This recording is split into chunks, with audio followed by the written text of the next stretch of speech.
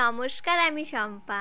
কেমন আছো সবাই? আশা করছি সবাই খুব ভালো আছো এবং সুস্থও আছো, আর আমরাও বেশ ভালো আছি।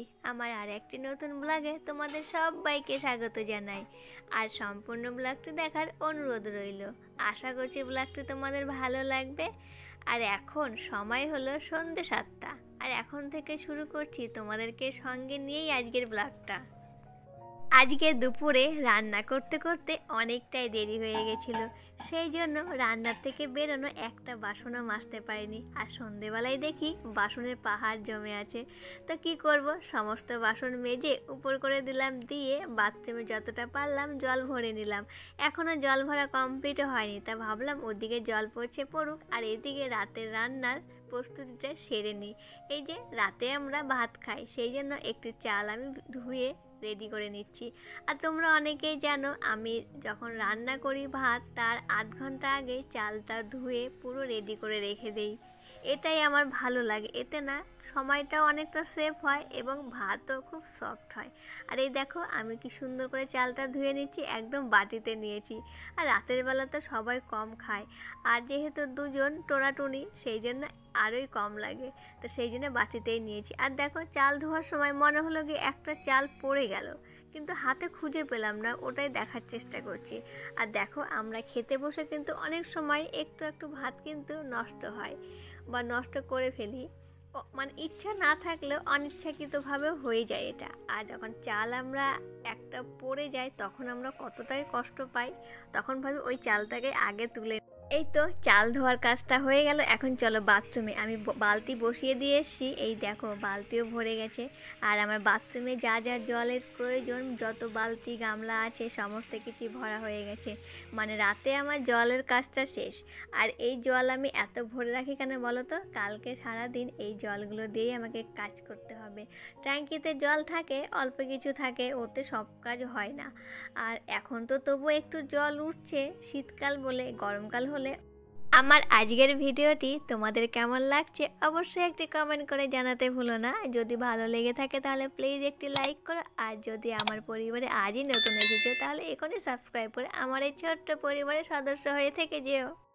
আমি আজকে তোমাদের সঙ্গে যেটা শেয়ার করলাম সেটা হলো সন্ধ্যে 7টা থেকে রাত্রি 11টা পর্যন্ত, মানে ডিনার পর্যন্ত আমি কিভাবে আমার সংসারের সমস্ত কাজগুলি স্টেপ বাই স্টেপ গুছিয়ে করি এবং রাতে রান্নাঘরটাকে কিভাবে পরিষ্কার করে রাখি, এটাই তোমাদের সঙ্গে আজকে শেয়ার করলাম। দুপুরে দুটো শার্ট কেচেছিলাম, আর রোদ্দুরের তাপ এতটাই কম, শার্ট দুটো আর শুকোয়নি। সেই জন্য সন্ধ্যের পরে শার্ট দুটোকে ঘরে নিয়ে এসে মেলে দিলাম খাটের স্ট্যান্ডের উপরে। ওর জন্য দেখবে 12 মাস আমার খাটের স্ট্যান্ডের উপরে এরকম জামা কাপড় মেলা থাকে। আসলে বাইরে রাখতে ভালো লাগে না, সারা রাত্রি বাইরে থাকবে, ওর জন্য রাতে নিয়ে এসে রেখে দিই। তারপরে হাতের কাজটা সেরে একটু টিভি দেখলাম, দেখতে দেখতে দেখি 9টা বাজে। তাহলে চলো এখন রান্না করতে হবে, আমার হাজব্যান্ডও চলে আসবে। তার রান্না তো শুধু ভাতই করব, কারণ ও তো রাতের তরকারি খায় না, ও তো দুধ ভাত খায়, সেই জন্য। আর আমি দুপুরে তরকারিটা দিয়ে দিব্যি খেয়ে নিই, আমার অসুবিধা হয় না। আর প্রেশার কুকার দেখতে পাচ্ছ, ওটা আজকে বের করেছিলাম। আসলে আজকে মাটন রান্না করেছিলাম দুপুরে, সেই জন্য আমি যখন মাটন রান্না করি তখনই প্রেশার কুকারটা বের করি, তাছাড়া বের করি না। রান্না যখনই বসিয়েছি তখনই দেখি আমার হাজব্যান্ডে চলে এসে। তারপর আমি বাইরে এসে জল যে আমি নিলাম সন্ধেবেলা, তো জলটাকে এখন বন্ধ করতে হবে।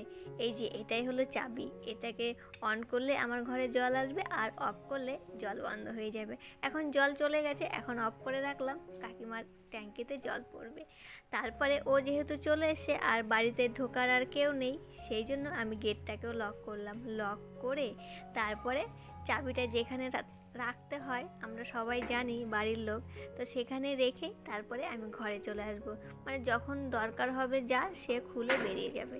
আর রাতে এভাবে লক করে রাখি, যে লাস্টে আসবে সে। যেহেতু আমার হাজব্যান্ড লাস্টে এসছে, সেই জন্য আমি লক করে দিয়ে যাচ্ছি। এই দেখো,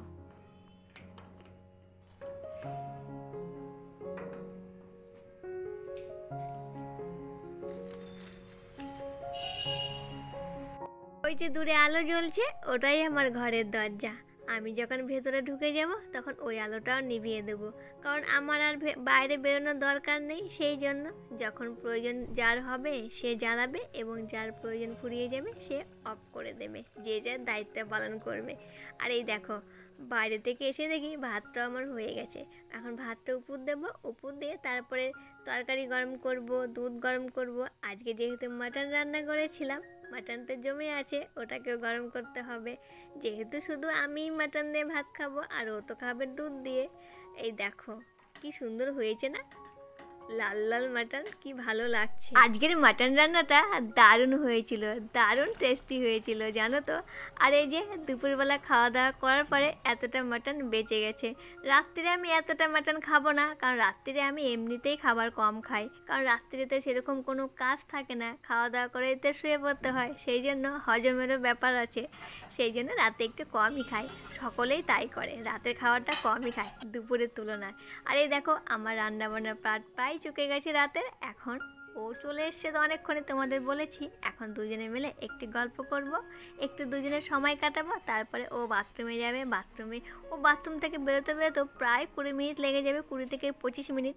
তারপরে এসে খাওয়া দাওয়া। ও বাথরুমে চলে গেছে, ততক্ষণ আমি বিছানাটা গুছিয়ে নিচ্ছি। আজকে তোমাদের সঙ্গে একটা আমার দুঃখের কথা শেয়ার করছি। সেটা কি বলো তো? জানো তো 12 মাস আমাকেই মশারি টাঙাতে হয়। ও না কখনোই মশারি টাঙায় না, শীত বলো গরম বলো সব সময়। হ্যাঁ, যখন একটু শরীর খারাপ হয় আমার তখন টাঙায়, তার ছাড়া না ও টাঙায় না, এটাই আমার দুঃখের বিষয়। আর এই দেখো ও বেরিয়ে এসে এখন ওকে খাবার দেবো। আর দুধ আমি ভাগ করে রাখছি সকালের জন্য আর রাতে। এই বাটিটা যেটা তুলে রাখছি এটা হলো সকালের জন্য, আর এই যেটা স্টিলের দেখতে পাচ্ছ ওটা এখন খাবে। আর জানো তো এই শীতকাল জন্য আমি অনেকটাই অলস হয়ে গেছি, অনেকটাই কুঁড়ে হয়ে গেছি জানো। নিজের প্রতি একটু যত্ন নেবো সেটাই করতে পারছি না। রাতে খাওয়া দাওয়া করে একটু স্কিন কেয়ার করবো, এটা ক্রিম লাগাবো, এগুলো কিচ্ছু করতে পারছি না এই ঠান্ডার জন্য। আর এই দেখো কথা বলতে বলতে ওরও খাওয়া হয়ে গেছে। এই দেখো দুধ ভাত খেয়েছে বাচ্চা মানুষের মতো, অবশ্য সবাই খেতে পারে। তো ওর খাওয়া হয়ে গেছে, ও বিছানায় ঢুকে মোবাইল দেখছে এখন। আর আমিও খাবার নিয়ে বসে পড়েছি।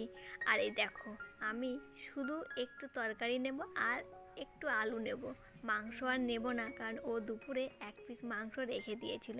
ও প্রতিদিনই থালার কোণে কিছু না কিছু রাখবে, ভালোবেসে আমার জন্য রেখেই দেয়। তো বেশ ভালোই লাগে যেহেতু হাজব্যান্ড ভালোবেসে রাখে।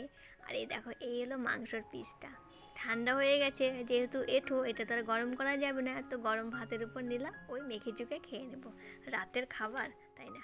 আর এই দেখো খাওয়া দাওয়া হয়ে গেছে, থালা বাসন মেজে উপর করে রেখেছি, শুধু ওর দুধের বাটিটা মাজিনি, কারণ ওটা মাজতে একটু সময় লাগে, যেহেতু দুধ আটকে থাকে সেই জন্য ভিজিয়ে রাখতে হয়। তো খাওয়া দাওয়া সেরে বাসন মেজে একটু করতে করতে দেখলাম এখানকার বোতলে জলটা কম, তো জলটা ভরে নিয়ে এসে রেখে দিই, রাতে কখন লাগে যখন এই ঘরে আসবো তখন। তাহলে চলো সবাই ভালো থেকো, সুস্থ থেকো, সাবধানে থেকো। আর ভিডিওটি কেমন লাগলো অবশ্যই কমেন্টে জানিও, ভালো লাগলে একটা লাইক করে দিও। তাহলে আজ আসি, আবার দেখা হবে কাল ঠিক দুপুর 1:45-র সময়। তাহলে আজকের মতো গুড নাইট অ্যান্ড